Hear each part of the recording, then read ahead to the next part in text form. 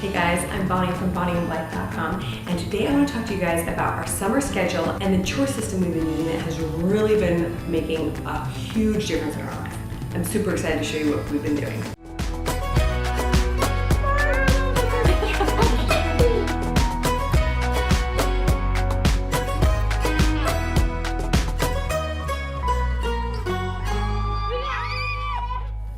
Okay, so first of all, we just moved into our new place about a month ago, and it was time to redo the entire chore system that we've been doing.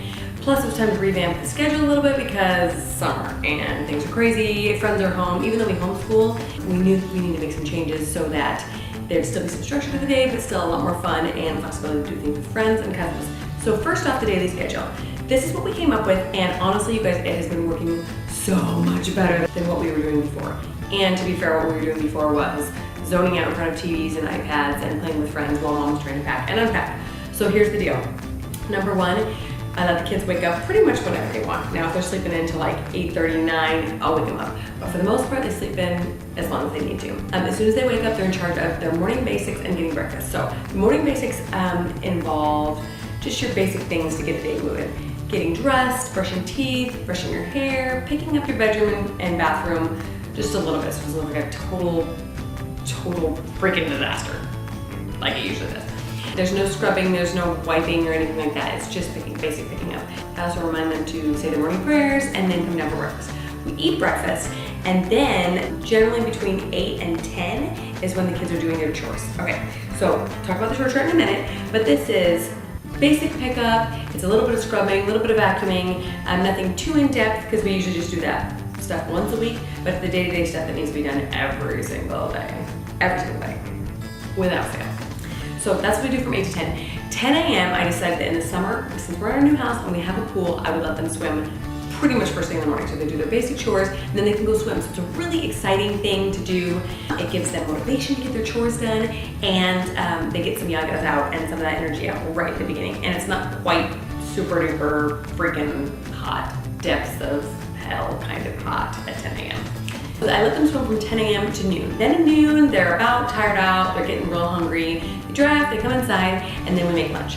Give them about an hour to eat lunch and then clean up. That's where the dish jobs come in. And then at 1 o'clock, we get their quiet time. So I don't know about you guys, but I grew up on a quiet time. And I don't know why I stopped doing it. I guess as kids grew out of naps, I just thought, okay, well that's it. No more quiet time for us, no more nap time. But that is false. Since we've adopted it, you guys, it has been revolutionary. It has been mind-blowing.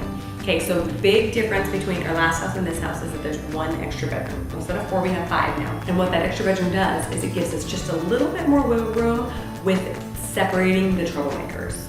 Does anybody else have a troublemaker? Or 2, or 3? We have 3.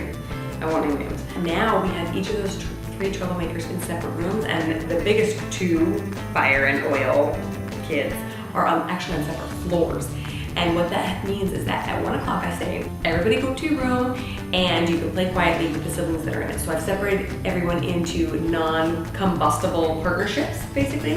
And they can go read books quietly, they can play Legos quietly, whatever. But their door is shut and they can't mingle. So I know there's not gonna be any fights. And that has been my work time or sewing time. So I come into my office, I do everything that I need to do, or maybe some cleanup around the house, and nobody bothers me. That's also when the babies get their naps. 3 p.m. babies wake up, everybody comes out of their room, and then it's just playtime, free time. If I'm feeling a little bit generous, I'll give them a little bit of electronics time, but not lately.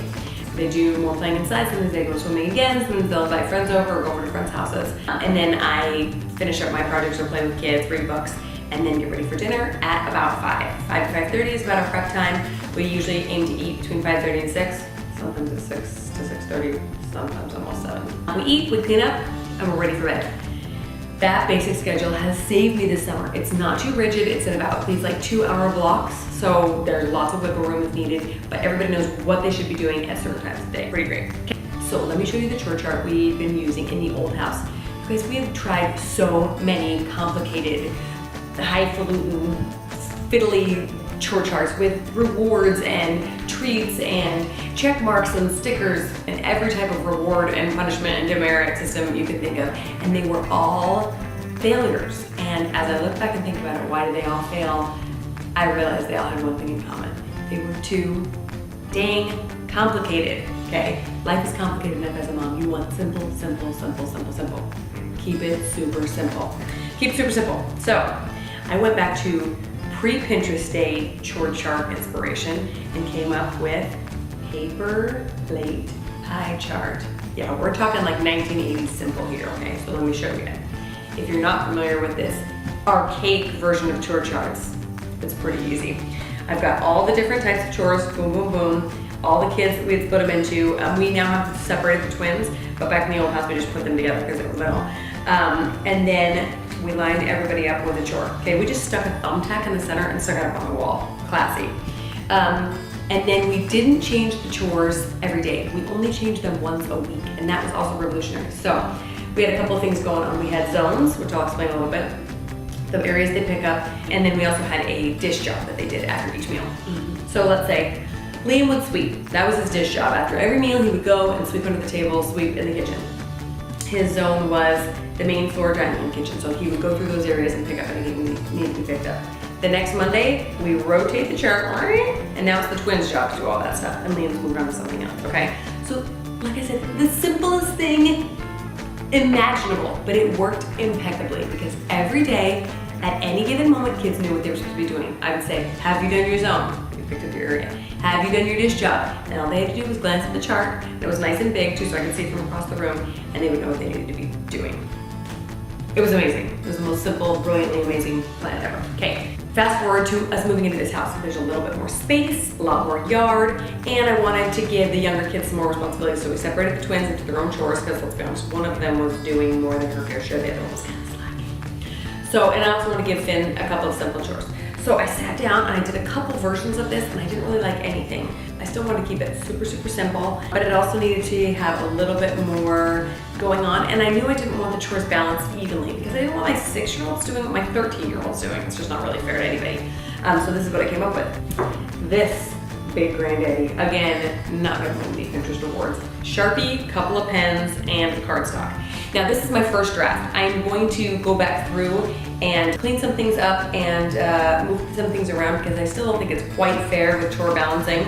I still think the older kids could be doing more. But that's totally a trial and error thing. You can make it work for you however it needs to work. Okay, so I've got everybody's name up here. I've got the 3 big kids, the twins, and Finn. You can see Finn has very little to do. And one of the big kids is assigned to help him each week, okay? Over here I've got the weeks listed because it's not a simple twisty chart.